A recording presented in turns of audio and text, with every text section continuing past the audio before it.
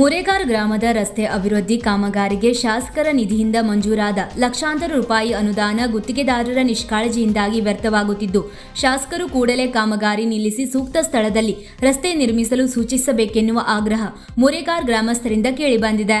ಹಲವು ವರ್ಷಗಳ ನಂತರ ಗ್ರಾಮಕ್ಕೆ ಶಾಸಕರ ಅನುದಾನದಡಿ 15 ಲಕ್ಷ ರೂಪಾಯಿ ರಸ್ತೆ ಅಭಿವೃದ್ಧಿ ಕಾಮಗಾರಿಗೆ ಮಂಜೂರಾಗಿದೆ.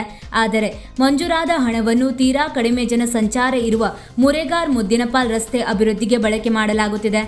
ಯಾಕೆ ಮನೆಗಳೇ ಇಲ್ಲದ ಗ್ರಾಮದ ಒಳ ರಸ್ತೆಯನ್ನೇಕೆ ಡಾಂಬರೀಕರಣ ಮಾಡುತ್ತಿದ್ದಾರೆ ಎನ್ನುವ ಅನುಮಾನ ಗ್ರಾಮಸ್ಥರನ್ನು ಕಾಡಿದೆ.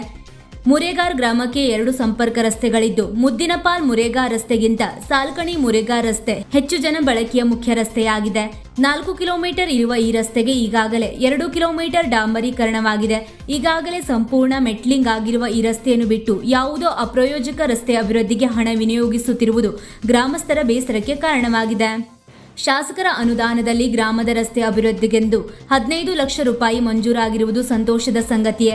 ಆದರೆ ಹಣ ಯಾವುದೋ ದುರುದ್ದೇಶಕ್ಕೋ ಅಥವಾ ಗುತ್ತಿಗೆದಾರರ ನಿಷ್ಕಾಳಜಿಗೋ ವ್ಯರ್ಥವಾಗುತ್ತಿರುವುದು ಬೇಸರದ ಸಂಗತಿ. ಇದು ಶಾಸಕರ ಗಮನಕ್ಕೆ ಇದ್ದಂತಿಲ್ಲ. ಕೂಡಲೇ ಶಾಸಕರು ಇದನ್ನು ಗಮನಿಸಿ ತಮ್ಮ ಅನುದಾನ ಸದ್ಬಳಕೆಯಾಗುವಂತೆ ಮಾಡಲಿ.